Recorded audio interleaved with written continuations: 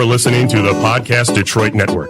Visit www.podcastdetroit.com for more information. I said, hey, welcome to the Man Cave Happy Hour. I said, hey, welcome to the Man Cave Happy Hour.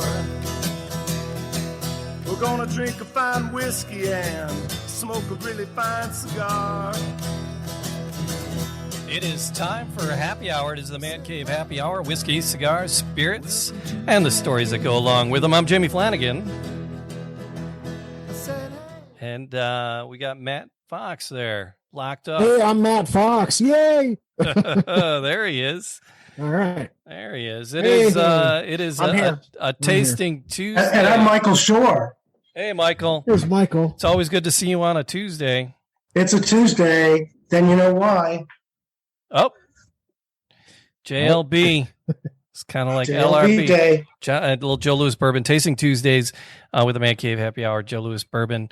And just looking forward to it. Mike, do we have, are we getting a tour today? Is that what we have on? Well, allegedly we are, but he hasn't called in yet. Okay, so fair play.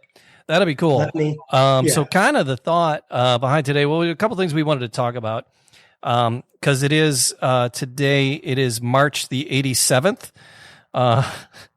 And if you check your calendar, it actually is March 87. No, it's not really, but we're around Memorial Day, right? So it's Memorial Day 2020. It just happened, and thinking about the people that gave their lives for the country, like Joe served our country. And served well. And we were going to talk a little bit about, because his name popped up in an article I was reading about the Arlington National Cemetery and the Tomb of the Unknown Soldier there. Charles, you might know this. Do you know how many steps the guards take there at the tomb? You got me, man. I don't even want to hazard a guess. Yeah, they did it. They did something highly appropriate, but you got me there. They did it on Jeopardy, and like everybody, the three people on Jeopardy last week got it wrong. Matt, do you know? I do not. Okay, Michael, do you know? All right, right on. So I would, I read the little article, so I know it's 21 steps, like a 21 gun salute. So it's 21 steps. I have a little picture to share. Oh, yeah. And I should know that answer because I visited the Tomb of the Unknown Soldier plenty of times. Yeah. And at the Arlington National, my mother even had her retirement ceremony at the National Arlington Cemetery. I should know that. Wow. Now I do. Wow. Yeah. No, it's pretty interesting. So they take 21 steps. Kind of in reference to the 21 gun salute. Mm-hmm. And they pause at the end. And it takes them from back and forth 21 seconds, right? So it's 21 seconds. Again. That makes sense. Their gloves. Do you know why their gloves are wet? Ooh, this is trivia.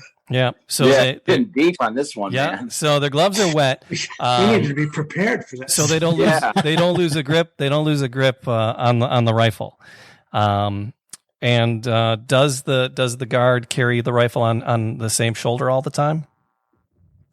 No, he does flip it. When he's walking down, he flips it on one side. He turns. Yep.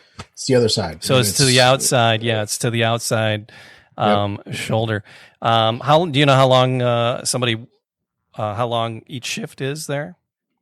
Each shift for, I would say, is it 12 hours a shift or is it 18? 30 minutes. Oh, geez. Yeah. So, I mean, they're on 24/7, 365 days a year. There's somebody there. They're there at the tomb. But does that mean that it's people they're rotating, so they're taking a break and they're doing another shift? So there's a whole like a different squadron there, 30 minutes. So they each get 30 minutes. You have sentries and you have guards, and the sentries are like guards in training. But you don't get you have a special pin that you wear And if you're one of the guards, and you get to keep it for life, like many patches. But what's different from this pin than other pins in the military, it could be revoked. So if you ever get convicted of a felony or get a DUI, get arrested, you lose your pin, and your name is stricken from the record of guards. Jeez. Yeah. So it's high stakes stuff. People think some of the misnomers about the guards there is they can't drink and they can't swear. They can't be drunk on duty. But when they're off duty's off duty, and they can have a cocktail as long as they're not drunk and disorderly. When I lived in DC, we actually would go and see. So I never paid attention to how many steps, but one of the things I did witness and watch was the changing of the guard at that exhibit. And there is definitely a cadence to the changing of the guard because they do it every 30 minutes, so they actually have to pass the baton. Yep. I guess as it would be. So it's actually pretty cool to watch. It's astounding. It's I sat there for like an hour and a half just watching it. It's just mesmerizing. It was like cathartic. It was just I got a respect for the thing. So they have to when they first take on the commission of being a guard there. They can't talk to anybody, and they can't watch TV, and they can't watch the news or read the news for the first 6 months that they're in training. Just kind of purifying, I guess. But yeah, so they spent most of their time in that 6 months studying, and they need to memorize, where at least 175 of the notable people who are buried in Arlington, are laid to rest. So they need to know that so they can help people. Now, when they're the guard on duty, and they're not stopping to give directions or anything, but the other sentinels are around, making sure people are respectful, and then they're lending a hand when they can. So it's pretty cool. So some of the notable people there, President Taft.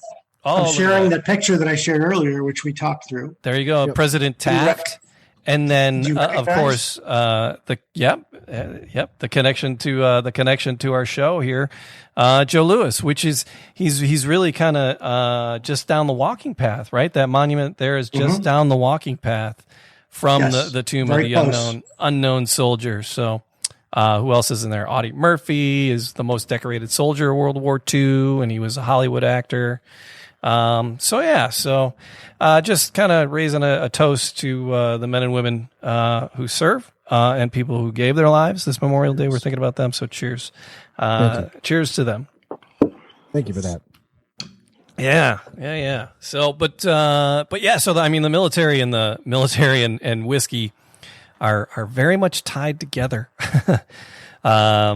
They have very specific regulations about who can be buried in Arlington because it started getting crowded, right? It's getting crowded, so they cut back. And Joe Louis actually doesn't meet the requirements for it. But Ronald Reagan, president at the time, made an exception. He was like at that time he was the 39th exception when he passed away at age 66 in Vegas from a heart attack. So President Reagan made the exception because he served in World War II. He never saw combat because they were afraid that if Joe Louis had been captured or was killed in combat, the Germans would use that as propaganda big time against the United States. So they kept him relatively safe. They had him fight. He wasn't fighting with a gun in the trenches or on a boat. He was fighting in the ring and raised a lot of money for the U.S. Army. I mean, it says I've seen a couple different numbers, but Charles, do you know anything about like the amount of monies that he raised? And I know he personally donated. I did. I actually wanted to throw something in there a little bit. It's a little bit off of what you did. The question you just asked. Okay. But anyway, it's about Ronald Reagan and like his attachment to Joe Louis. Yeah, he said they were friends. It said they were friends. That I can't testify to that. But it's kind of an interesting story that Ronald Reagan, a lot of the work that I do revolves around the 1935 sports season, the City of Champions in Detroit. And it's interesting because Ronald Reagan got his break in Hollywood as an announcer during the 1935 World Series. Right. He was a broadcaster. Yeah. So he was part of that. He was. Yeah, he was a broadcaster. I think it was game 2 or 3 of the World Series, but there was something where he was like a relay reporter, like where his broadcast got sent out to the western part of the country. Yeah, and it was like out of the blue. It was like something that kind of fell into his lap. And in Eldon Ocker, who was a pitcher for the 1934 and 35 Tigers, he had something to do with it. I'd have to go back to the book to my books to see exactly what it was. But Eldon Ocker, who was one of the great starting Tiger pitchers at that point, he had something to do with Reagan getting that chance. And so years later, Reagan thanked Eldon Ocker for getting that, for him helping him get that break. I think what it was is he already had the break he was already the broadcaster, but Eldon Ocker gave him a face-to-face interview prior to the start of one of his World Series starts. I think that's what it was, and it was just a great interview. And so, anyways, how I think it really ties into Joe is that 1935 was really the year that it was Joe Louis mania. Yeah. Whenever an athlete has like that singular year where there's like a mania, like everything they do is like front page. 1935 really was Joe Louis. All the stuff going on in sports, Joe Louis was the number one subject. Huh. And so I believe that Reagan being, sort of involved with that environment at the time, he would have been very well, I'm sure that was, he firmly recognized the value of Joe Louis. And so, years later, when the opportunity came to, lay Joe to rest in Arlington, I think that, Reagan probably would have been like, absolutely, that's a no brainer, man. Like, he really was, I think, he was there for that rise of Joe. So I think that, for him, I think that would have been like an absolute no brainer. Yep. And like I said, Joe raised just a crap ton of money for the Army while he was in it. And he personally donated money. He fought a lot of exhibition fights during the war. He did a lot of like USO type tours where he was like boxing random, GIs, not trying to kill him or anything, of course, but there was some prime years of Joe's career where he spent them, if you're a heavyweight champion and you're doing USO tours for 4 years, a lot of those fights don't even go on your record. Right. And and even with those 4 years, really, like they talk about baseball players missing the prime of their career because of World War II. Joe really missed, 4 years. He didn't, I have to double check his record, but I'm pretty sure he didn't fight any really major fights or even anything on his record during World War II. So you could say the same thing about Joe. Like, he missed a lot of prime years during World War II, and he's still retired with the most title, still to this day, the most heavyweight defenses, even with that. Charles, what I was going to point out here, a couple of things. That's sweet. That's really cool. This is an actual this is the congressional medal that was released in 1981 after his death. Oh, okay, yeah. And this is the coin that's printed on the bottle of the Joe Louis Bourbon, but in the back, it talks about 1937 to 1948 world heavyweight champion. Yep. Boxing. Very cool. And it's pretty cool. And so the other thing that was released around that time, which I happen to have. Ooh.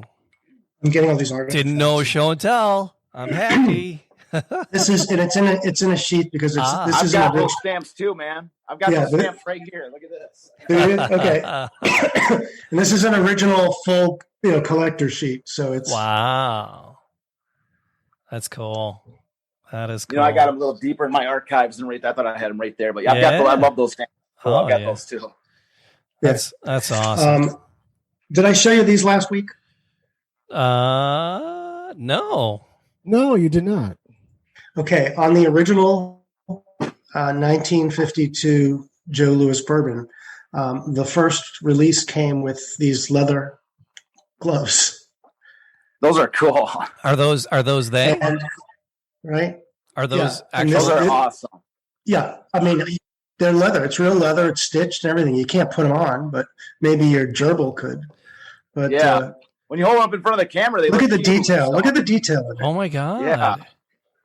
Yeah. So did you just? We actually, I will tell you, and there was so much energy. Yeah. That went into trying to find a way to recreate these that looked good on the new bottle. Right. It became literally, it almost derailed the release because it was the last. We couldn't get it right, couldn't get, we did. I mean, Peter, this was his life's work for months, just trying to figure out how to get the gloves on there with die-cast models with, and we ended up basically saying, I thought I had to talk him out of it and say, Peter, we can't not meet the release because we can't figure out the gloves. We'll figure it out later. I thought they were red plastic. I thought they were little red plastic gloves. No, they were leather on the original. Wow. Yeah, we were playing with red metal or red plastic. Those are serious. But these are yeah. Put those on, you box with your friend. Holy crap! Remember like football, like table football, right? Yeah, exactly. Finger boxing. Oh my God, I love those. I love. Right, those I have one more thing. Yeah. That to share, and this actually we're turning it into a series on social. But the Joe Louis wrote the book on how to box. Okay, and there's some very cool history here. Yeah, like for example. I guess this is how I look at first to whoever's fighting me. Don't get hit. Oh, yeah. A couple of others then. The tagline is, I'd rather punch a bag or Joe Walcott than have to punch this. Oh, nice. Yeah. One more. And then me in 1936, before the first Schmeling bout when I needed some lessons myself. Oh. Yeah, they're smiling. Oh, wow, look at that. That's great. Anyway, there's much more here. It's really, it's incredible. Of course.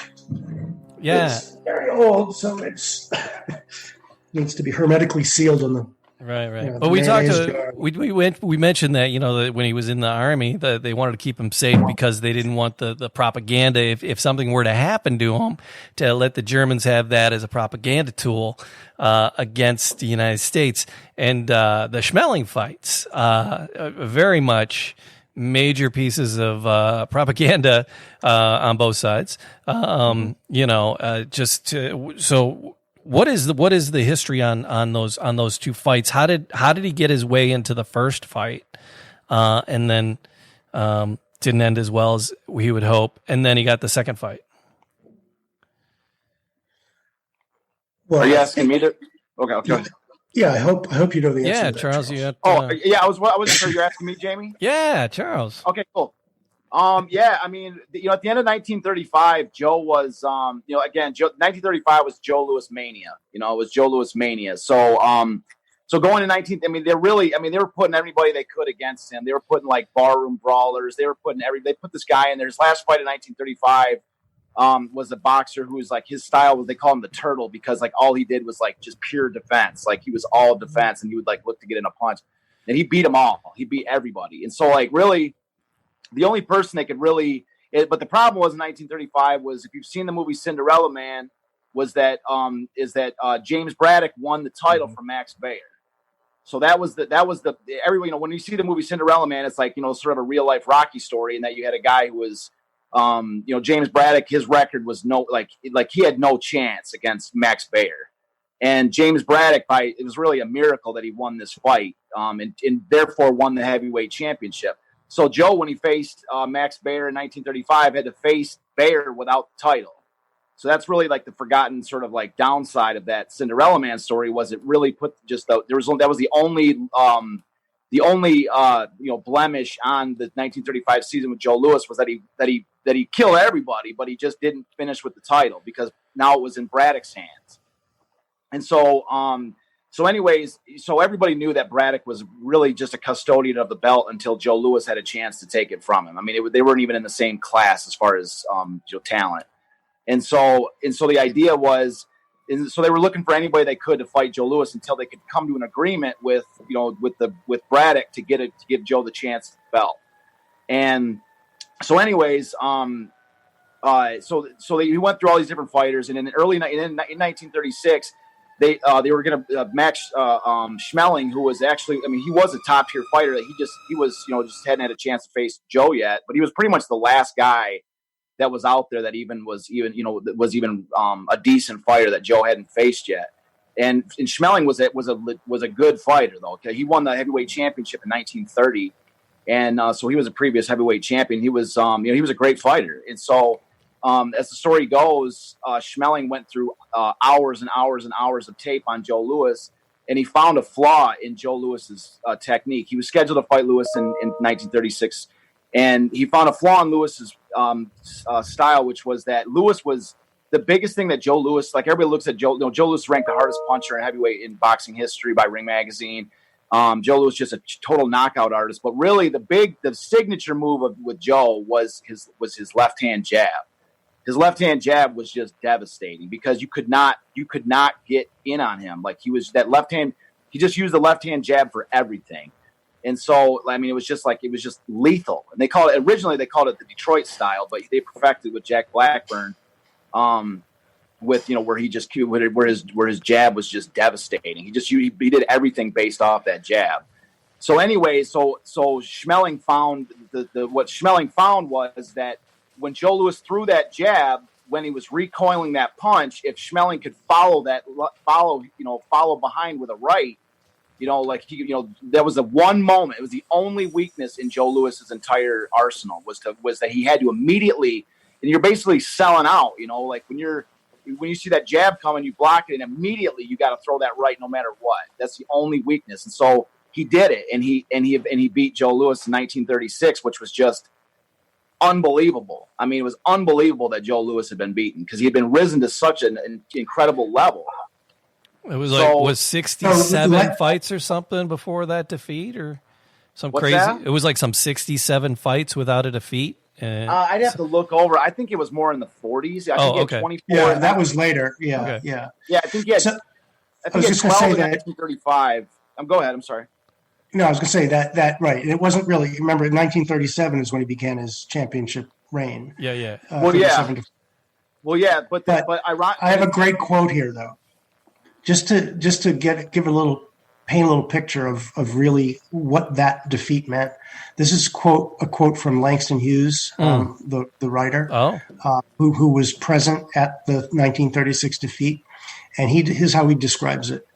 I walked down 7th Avenue and saw grown men weeping like children and women sitting in the curbs with their head in their hands. All across the country that night, when the news came that Joe was knocked out, people cried. It was Yeah. Wow. Now, the opposite of that is in Germany. Hitler contacted Schmeling's wife, sending her flowers with a message. For the wonderful victory of your husband, our greatest German boxer, I must congratulate you with all my heart. Wow. Wonder how that turned around in 2 years. Schmeling was really elevated into an idol in Germany during that point. I mean, he was like, I thought there was I think there was a parade or something too. Like they really, the propaganda really kicked into overdrive with that victory. So, and here's a quote from Schmeling that he told to a German reporter after he beat Joe. At this moment, I have to tell Germany, I have to report to the Fuhrer in particular, that the thoughts of all my countrymen were with me in this fight, that the Fuhrer and his faithful people were thinking of me. This thought gave me the strength to succeed in this fight. It gave me the courage and the endurance to win this victory for Germany's colors. So, that wasn't going to be taken lightly.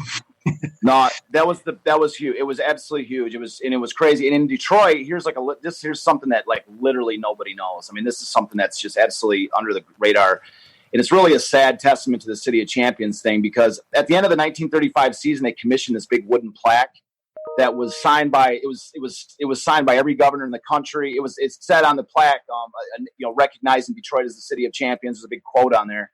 And it was signed by every governor in the country on these little wooden tabs. They sent these little wooden tabs across the country, and it was signed by by every governor, 48 governors. And then Franklin Delano Roosevelt signed the top tab.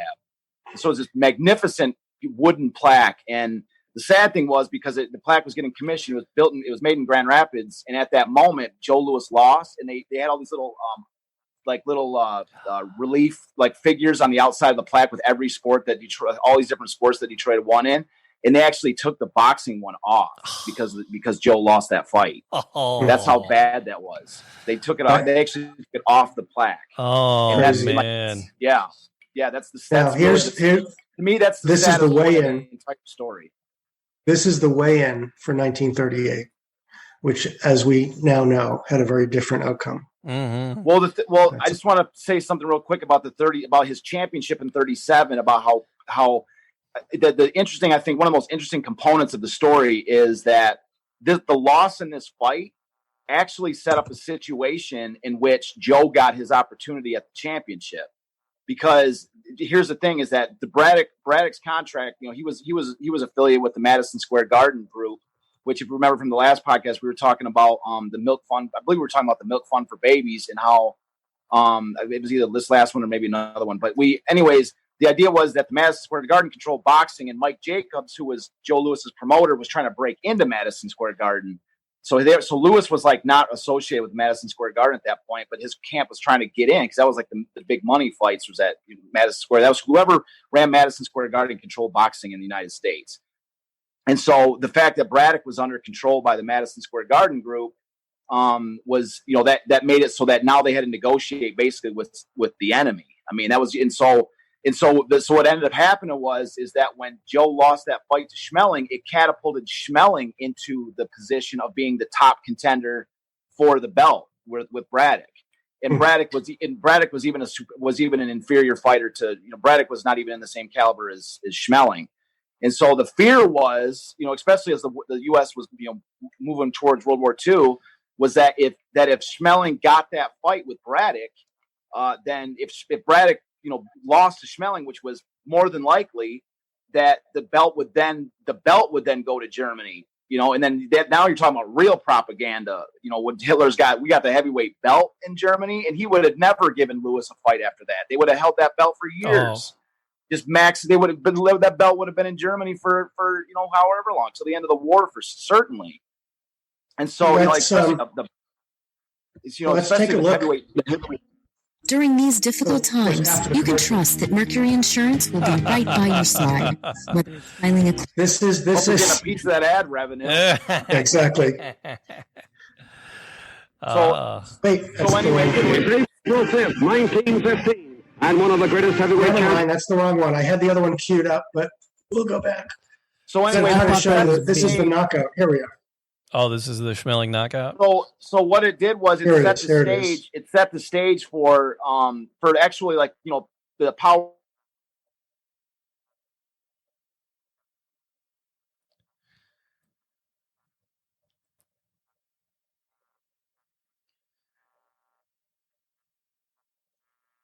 A hard right to Louis. Louis to the old 1-2. The first to left and then the right. He's landed more blows in this one round than he landed in 5 rounds of the other fight. And there, Max Schmeling caught him with his guard down and tossed that right hand to Louis's jaw. But Louis was going away with the punch at the time. Now Max is backing away against the ropes. Louis is following him and watching for that chance. He is crowding Schmeling. Schmeling is not sitting around very much, but his face is already marked. And they stepped into a fast clinch. And at close range, Louis fights desperately to bring up a left to the jaw and a right to the body. And coming out of that clinch, he got over a hard right and then stabbed Max with a good straight left jab, and Max backed away and missed the right. Louis then cracked him with 2 straight lefts to the face and brought over that hard right to the head, high on the temple. And Max tied him up with a clinch and broke ground. Is back against the ropes again. They're not too close to the ropes. Louis out, and Louis missed with a left swing, but in close, brought up a hard right overcut and a right to the jaw. And again, a right to the body, a left hook, a right to the head, a left to the head, a right. Schmeling is going down. But he held to his feet, held to the rope, looked to his corner in helplessness, and Schmeling is down. Schmeling is down. He didn't even touch him. And he's up, and Louis, right and left to the head, a left to the jaw, a right to the head, and Donovan is watching carefully. Louis measured him, right to the body, a left hook to the jaw, and Schmeling is down. The count is 5, 6, 7, 8. The men are in the ring. The fight is over on a technical knockout. Max Schmeling is beaten in 1 round. Wow. Cool. That was So it, like I say, it it set the stage. It, like, by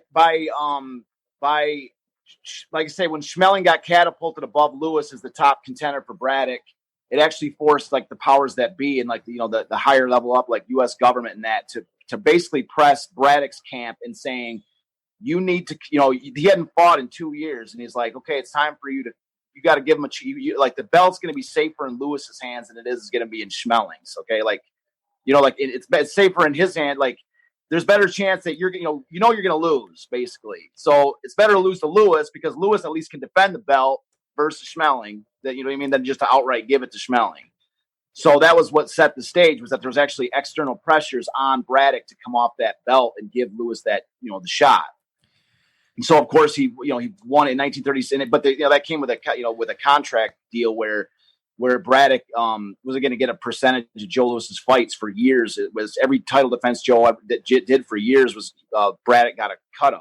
Ugh. So it was a terrible economic deal, but they had to sign it in order to get the chance. And of course, Lewis beat Braddock, and that sets the stage. And Schmeling's camp was furious; they were furious that Lewis had got the chance over Schmeling, and it set the stage for the fight of 38. Like even Lewis even said, like the 37 fight was like almost like anticlimactic. He's like, I basically knew I was going to win that. He was like, the real fight for me was 38 and facing Schmeling. Because now Lewis is the custodian of that belt, he was the only thing keeping it from going to Germany. And it really forced, I think one of the sort of overlooked elements of that story is that it forced Americans, it really created this paradox where, especially any kind of racism, like, are you going to root for a black man, or are you going to root for, a Nazi, the Nazi German, like who, it forced them to,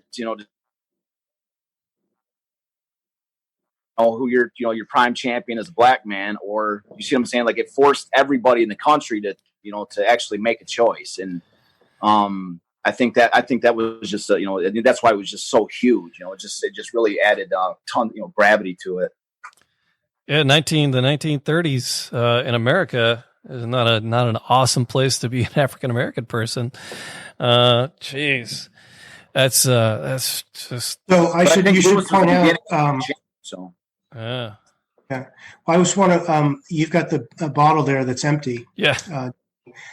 Which we're going to have to fix, but the image in the back, the audience. I wanted to talk about that because we were talking about his military career, and when you guys were trying to put together the packaging for the bottle, you were desperately trying to find an image that was not just segregated, because all fights were pretty much segregated. So from what I understand, where's this image come from?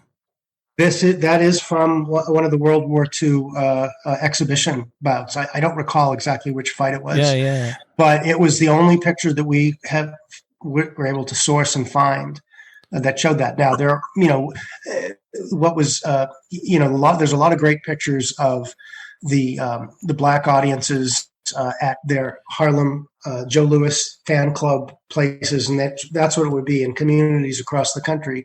It would either be people gathered at home listening on the radio, or they'd be gathered in community centers that would be kind of turned into a Joe Louis fan club gathering for all the folks who could not get entrance to any of these major matches. Not none of the bouts at Yankee Stadium, in Madison Square Garden, couldn't get in. Can't do that with a full one. So.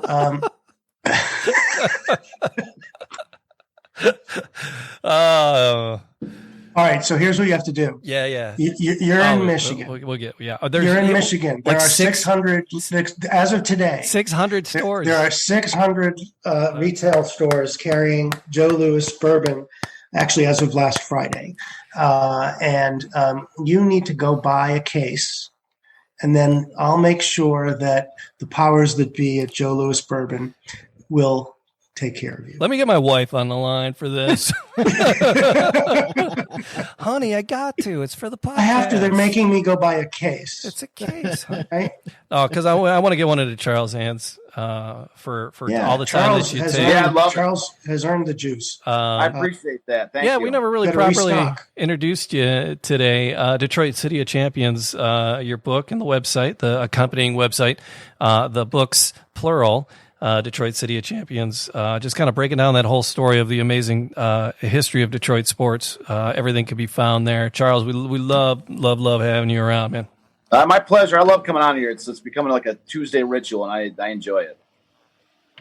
Well, we enjoy it too, sir. Hell yeah. And we appreciate, yes. Maybe enjoy a little bit more if I had a shot of whiskey at the Joe Louis Bourbon every once in a while, but that's about the only thing I get. Well, the guilt has worked. We're gonna tag you. We're gonna tag you. That's what I was going for. I just got permission, so we're gonna do that.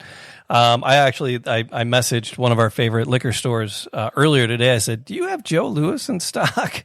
I'm gonna hit him up. He's still doing drive-thru. The map was updated about 2 hours ago with all these other liquor stores on the Joe Louis website, which, by the way, is a new website which launched quietly last Friday. So. Yeah. So, so the link to this, that's why the link to this didn't work. Well, the link to this is, yeah. And by the way, I have not, I think that both Rusty Cox and Joe Granson, who were supposed to dial in, there must be some other little hijinks that the Zoom security gurus are dealing. So we'll have to troubleshoot this before our next episode. All right. I had one more little piece of history I wanted to tap into. We're talking about the military, talking about Joe, his service, but just how whiskey, bourbon and whiskey and the U.S. military have been tied together since its inception, really. Out of Military Times, J.D. Skimmons compiled this information. The U.S. Army turns 245 years coming up on June 14th. June 14th, the birthday of the U.S. Army is Flag Day, but it's also National Bourbon Day. So Matt and I are going to be doing a special Man Cave happy hour on Sunday, June 14th, and we're going to be toasting our military men and toasting National Bourbon Day. And so we'll have some bourbon in the glass, and we'll be talking about that. But yeah, it's going to be a good day. But not all whiskey is bourbon. Right. We've talked about the rules before about what makes it specifically bourbon. But whiskey is whiskey, and it's got a deep-seated relationship with the American patriots. The dark drink and duty and country, you got to recognize it. So the Revolutionary War cut off the trade of molasses and inspired disdain during the Revolutionary War for pretty much anything English, right? And the main drink before the Revolutionary War it was really a rum culture. And with the cutting off molasses and just, hey, we don't want to be associated with that, American spirits subsequently entered the hearts of patriots everywhere. So the word whiskey comes from a Gaelic term, Ishka Baha. There you are. So Ishka Baha is the word. Yep, is the Gaelic word for whiskey, and it translates to water of life. So if you search the annals of U.S. military history, evidence of whiskey-induced intoxication is littered throughout. It's crazy. It is the military's water of life as well.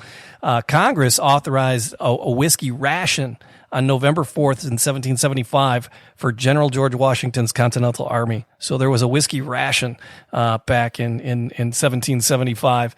And exemplary actions on the battlefield were rewarded with more rations. So whiskey's got a long-standing tradition with our military. 1794, an uprising of distillers and farmers in Pennsylvania threatened a full revolution. And because of a whiskey tax, people were raising up about this whiskey tax. People did not like their taxes. So it was the Whiskey Rebellion, part of American history there. And then the 1800s,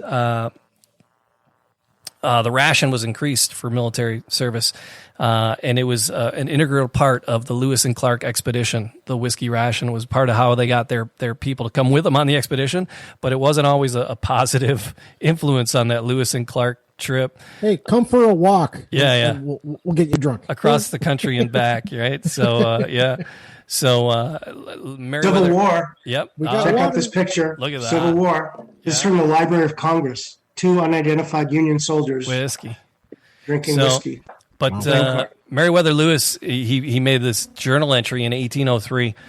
September 14th, 1803, Marietta set out this morning at 11 o'clock, was prevented setting out earlier in consequence of 2 men getting drunk and absenting themselves. I finally found them and had them brought back on board. So drunk, they were unable to help themselves. So that was it. And it was just the whole Lewis and Clark expedition. There's another podcast I love, Matt. I think I got you hooked on it, called The Dollop. Yes. It's an American history podcast, and they go through amazing. They go through the Lewis and Clark. One of their episodes is Lewis and Clark. It's brilliant. So, and just the raging drunkenness of that whole thing. And they did do a show about Ronald Reagan, which is they talk about his broadcasting experience. They do. Back in the day. That's how we got started, like shouting off from a balcony somewhere. But you have a hard enough time getting your friend home drunk from the bar. Can you imagine trying to take them 8,000 miles from St. Louis to the Pacific and back? Let's give it a shot. Lewis and Clark, you know. Then there's also the punishment of the whiskey barrel. Yeah. This is a picture from Harper's Weekly. Yep. Shows a soldier from the Army of Mississippi wearing a drunk tank, which is a whiskey barrel, punishment for excessive intoxication. That's Right? it. But it says, imagine enduring a brutal hangover and fighting a war while wearing a barrel. Not all heroes wear capes. This is from the Military Times. Yeah. It's great. So Lincoln had an appreciation for the drink as well. And he was a big, proponent for Ulysses S. Grant, right? But people kind of criticized Grant for loving the drink a little bit. And Lincoln was quoted in the New York Times as saying, what they asked him about, Grant's recurrent inebriation. He said, when someone charged Grant in the president's hearing of drinking too much liquor, Lincoln said, recalling Grant's successes, if he could find out what brand of whiskey Grant drank, he'd send a barrel to every other commander in his unit. That's awesome. So Lincoln doing barrel picks early, right? And then the largest consumer of Jack Daniels is the U.S. military. They are the largest purchaser of Jack Daniels. They have a special barrel program, and since 1997, they produce more spirits for the military than they do for anyone else. So that's awesome. Yeah, it's pretty amazing. So it's available on bases and everything. So the bourbon, the whiskey's pretty integral part with our men and women that serve. And again, this close to Memorial Day, just wanted to raise a glass and thank everybody who made that ultimate sacrifice and the families that cherish them. So there you are. Well, this has been educational. Yeah. Yes. We're just hanging out, having some whiskey, telling stories. That's what Matt and I like to do. I've got a story real quick about a soldier that's it's a little bit off topic. I think might be bring it. So, I worked. One of the ways I worked my way through college was I worked up on Mackinac Island for 7 summers. I was up there. Oh, that's a lot of bike riding. It's a lot of bike riding. Yeah, I just delivered luggage and all that stuff. That was one of the luggage guys. So, anyways, but I love the fort. I love the Fort Mackinac. I'm not sure if you guys seen that. And but anyways, the fort had all these really. I used to be up there all the time. The fort and but anyways, I came out this one day. I was like looking through this. There was like it was this book that had all these records from all these soldiers in it, like all their experience, like their a lot of technical details, but it was basically like a record of a lot of the soldiers' experiences up there. It was just like this old book. I mean, it was like from the times, like handwritten in the 1870s.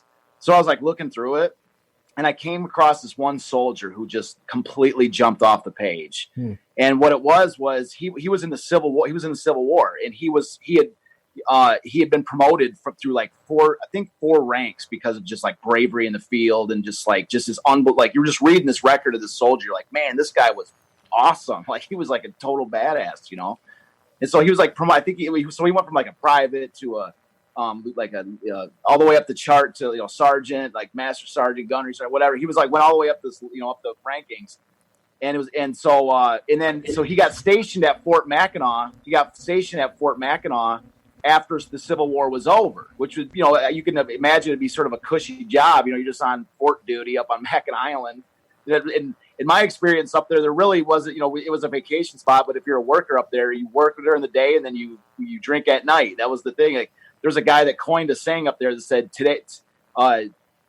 tonight we drink, tomorrow we ride. That was like our mentality up there. And so it was no different than the soldiers at the fort, their guard duty or whatever, they get drunk. But anyways, what was interesting is that he had risen through all these different ranks, and then you look at his list, and it was like drunk on duty, caught in the blockhouse with a girl. Like I local like this farmer's guy. daughter, reports like the local farmer reported this guy for being on property. Like at a certain point, like it was like it was like all these trajectory of rising through the ranks. Then he got to Mackinac Island and went all the way back down, so he finished off as a private. I was like, man, that guy was that guy just didn't care, man. And he's like tonight he got promoted all the way through the forces and then finished off as a private because of Mackinac Island drinking and stuff. Oh my God! So I'm sure there was some whiskey involved in that in his experiences too up there. Your name is writing.